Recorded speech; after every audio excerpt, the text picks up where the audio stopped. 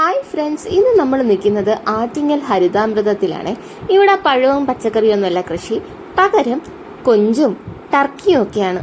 ഈ 4 ടർക്കികൾ ഞങ്ങളെ നോട്ടായിട്ട് വെച്ചിരിക്കുകയാണ്. എപ്പോൾ വന്നാലും നമ്മളെ പിറകേ നടക്കുകയാണ്.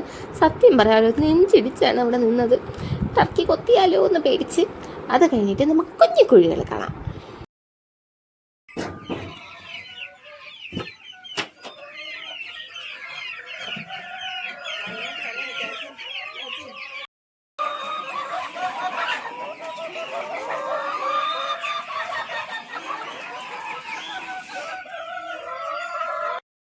ഇവിടെ കോഴികൾ മാത്രമല്ല, താറാവുകളും ഉണ്ട്.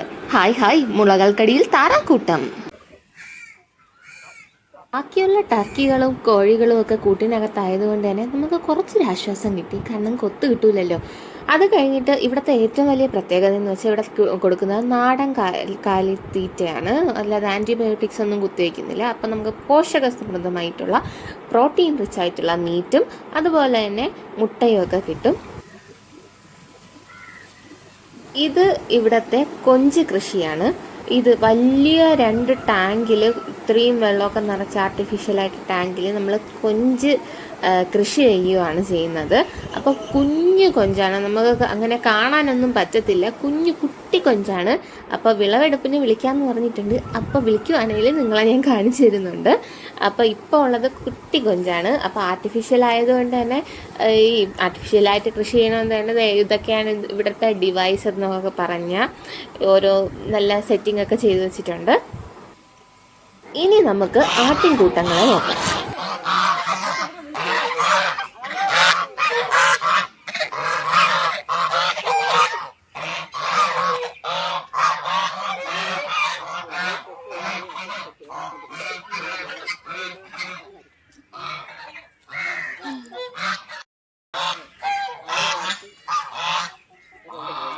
കാണുന്നുണ്ട്, അത് ഇപ്പോൾ അതായത് ആ സമയത്ത് പ്രസവിച്ച പശുക്കുട്ടിയാണ്.